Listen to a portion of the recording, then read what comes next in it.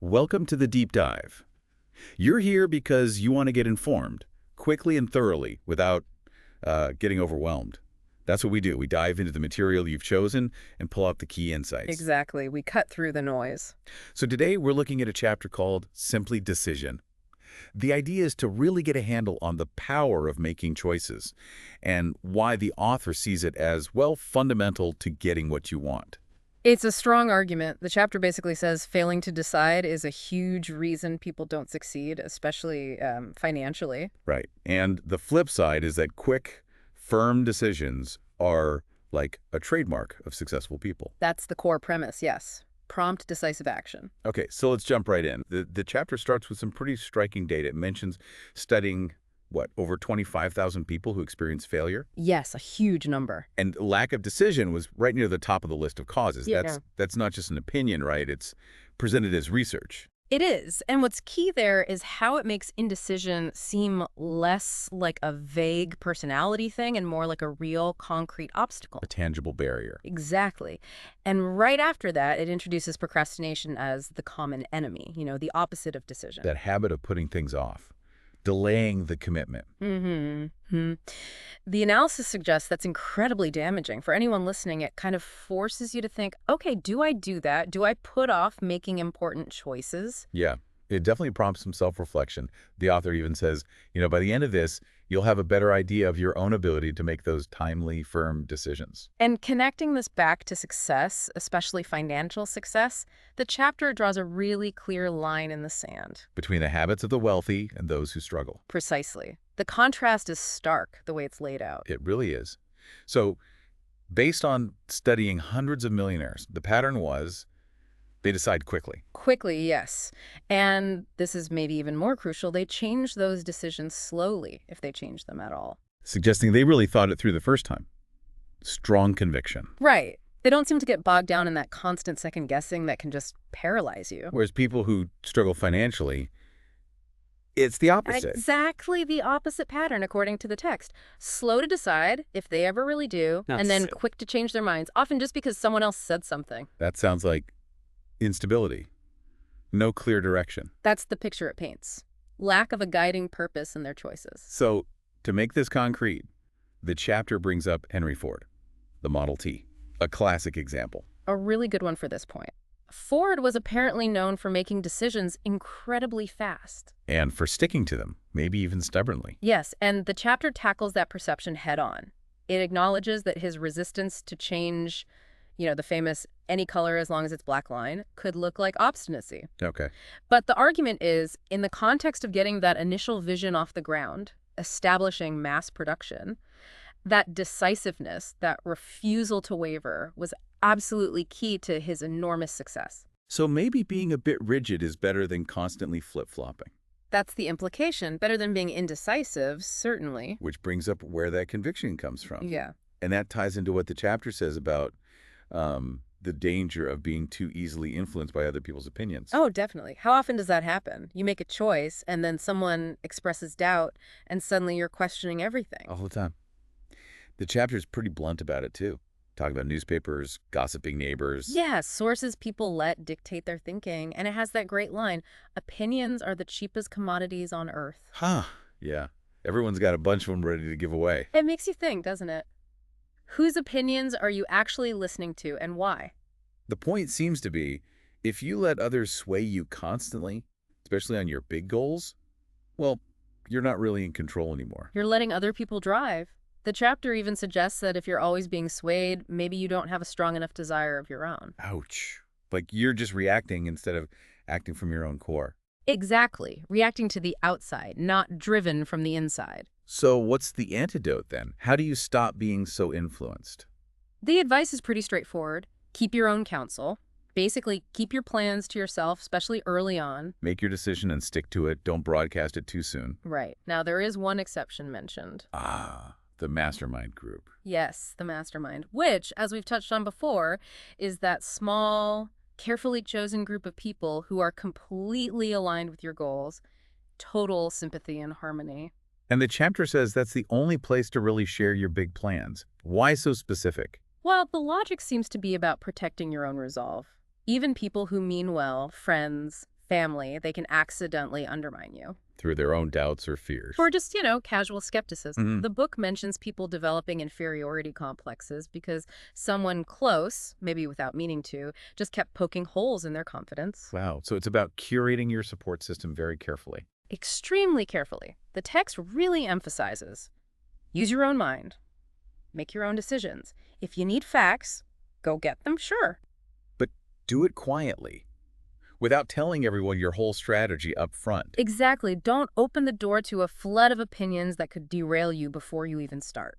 Okay, that leads into another interesting bit about having only superficial knowledge, but talking a lot. Ah, yes. The observation that people who don't know much often try to cover it up by, well, talking too much and not listening enough. And how does that relate back to decision-making?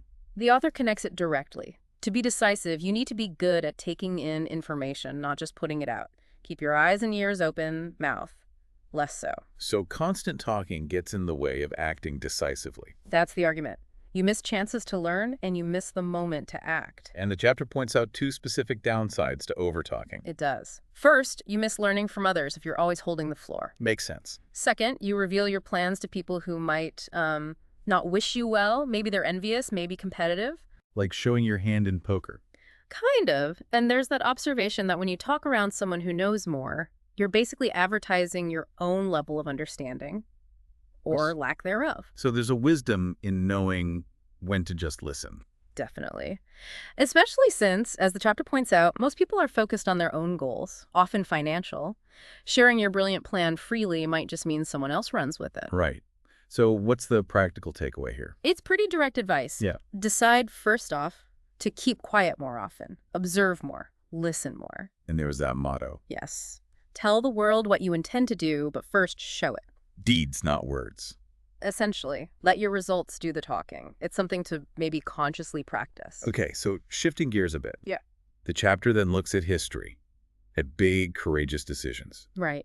It makes the point that the value or significance of a decision often relates directly to how much courage it took. And he gives some heavy-hitting examples. Really powerful ones. Decisions that shape civilization involving huge risks, life and death risks, often. Like Lincoln and the Emancipation Proclamation.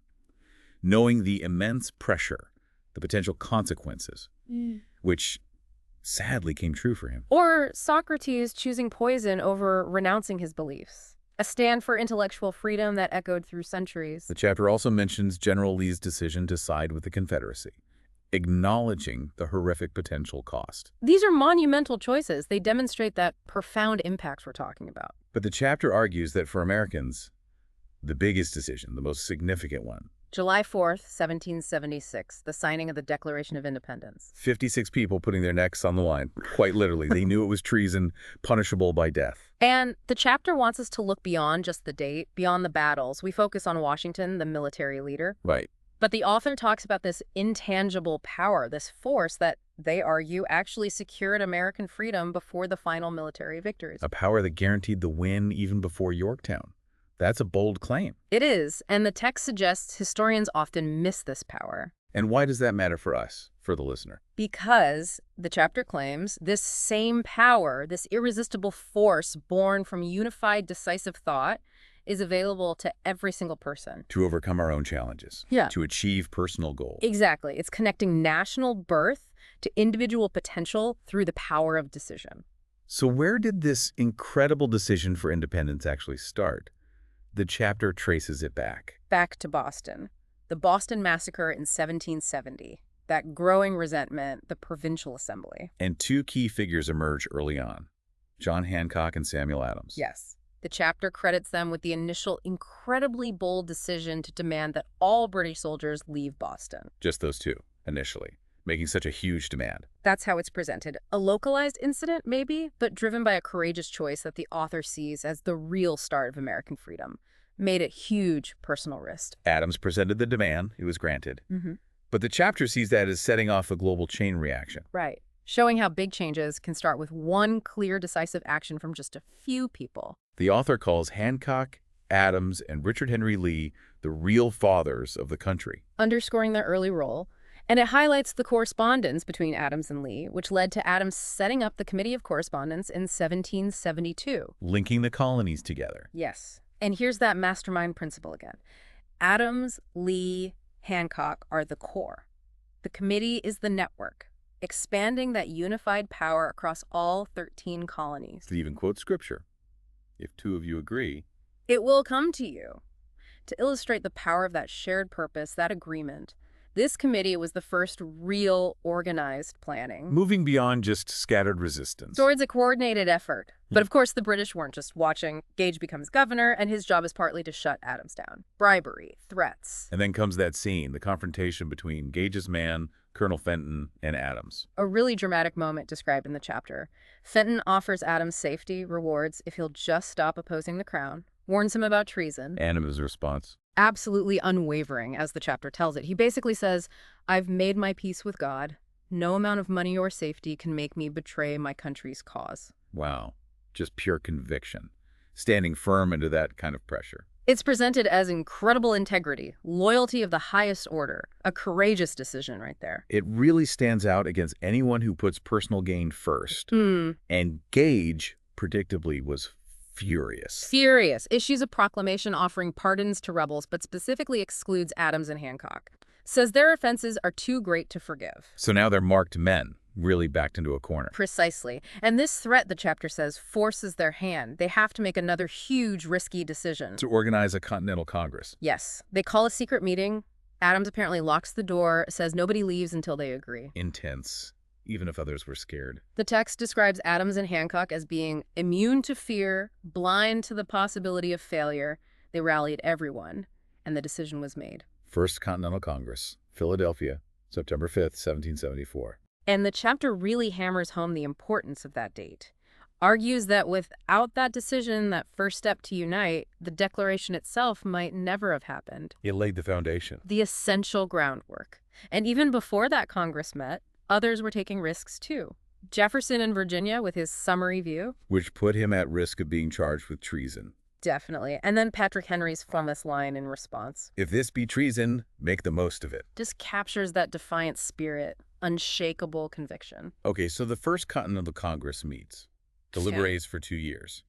Then what? Then, June 7th, 1776, Richard Henry Lee stands up and makes the motion. The big one. Declaring the colonies free and independent states. Mm-hmm. Severing ties with Britain completely. Quoting the motion verbatim in the chapter, it kicked off a fierce debate. Lee apparently made this passionate plea, saying, the eyes of Europe are on us, let's give them an example of freedom. Urging them to just decide. Seize the moment. Yeah. But then he had to leave, family illness, back in Virginia. And he passed the torch to Jefferson. Entrusted the cause to Jefferson, yes, who then became chairman of the committee to actually draft the Declaration. An enormous task, and everyone involved knew the stakes. Life or death. Absolutely. The drafting, the reading on June 28th, more debate, and then July 4th, Jefferson reads those famous opening lines. We hold these truths to be self-evident. Those foundational principles, and then the unanimous vote.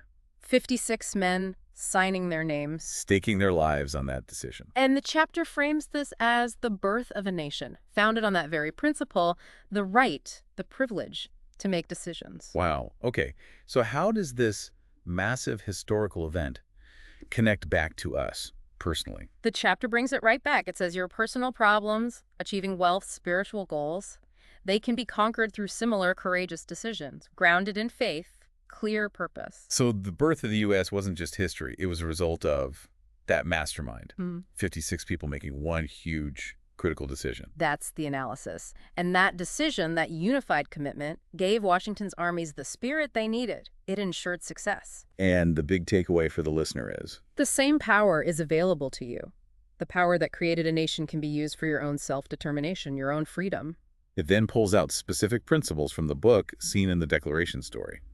Desire. Decision, faith, persistence, the mastermind, organized planning, at least 6 of them. Reinforcing that idea that thought, backed by strong desire, becomes reality, like the Declaration or even forming U.S. Steel. Right. But it cautions against looking for miracles. Focus instead on these eternal laws of nature. Access them through faith, through courage in your decisions. It circles back to people who decide quickly and firmly, they know what they want and they usually get it. Leaders are decisive. Exactly. Quick, firm decisions are characteristic of leaders. No, the chapter also looks at why people aren't decisive. The habit of indecision, where does that come from? It argues it often starts young, and that education systems don't really help. They don't teach or encourage definite decision making. It suggests colleges should make students declare a major right away. Yeah, an interesting thought. And even better, start training decision-making skills in earlier grades. Make it something you have to demonstrate to move up. What do you think about that, practically? Well, it definitely makes you wonder if we're teaching the right skills. The chapter argues this lack of training shows up later, people entering the workforce without a clear plan. Just take the first job offered. Often, yes, because they haven't practiced making definite choices. The book claims most wage earners are where they are due to this lack of planning, not because they decisively chose their path or employer. And then it comes back to courage again. Always needs courage, sometimes immense courage, like the signers. But even for us, it's our economic freedom on the line when we make career choices. That's the parallel it draws. Financial independence, good jobs, they don't just happen. You have to expect them, plan for them, demand them. Like Samuel Adams demanded freedom. If you desire riches with that same intensity, And decisiveness and courage, the chapter suggests, you'll get them. Wealth accumulation follows that same pattern. okay. And then it looks ahead slightly, mentioning the next chapter on organized planning. Right, which offers guidance on marketing yourself, choosing jobs. But there's a catch. A crucial one. All that advice is useless unless you make the definite decision to actually put it into a plan and act on it. It all comes back to making the decision first. That's the foundation. Absolutely. Decision is the bedrock. Okay, so wrapping up this deep dive on decision, the main things to take away seem clear. Making prompt, firm decisions is vital. Essential. And watch out for procrastination, letting others sway you. Those are major roadblocks. Big decisions often take real courage. And there's incredible power in a unified, decisive mindset, like we saw with the Declaration. And these aren't just, historical stories. They're tools, principles you can use in your own life for your own goals. They're presented as practical, applicable principles. So a final thought for everyone listening, something to chew on. Reflecting on all this, can you think of one area in your life right now where maybe indecision is holding you back, where you haven't really committed? Identify that one area. And then what's one clear, definite decision you could make about it? Like today, right now. Draw on that courage we talked about, maybe. Yeah, Even on a smaller scale than signing the Declaration. exactly. Apply that spirit of decisive action to your own situation. What's one step, one choice you can make to move forward? Great food for thought. Thank you for joining us for this deep dive. We really hope exploring the power of decision has given you some valuable insights to apply.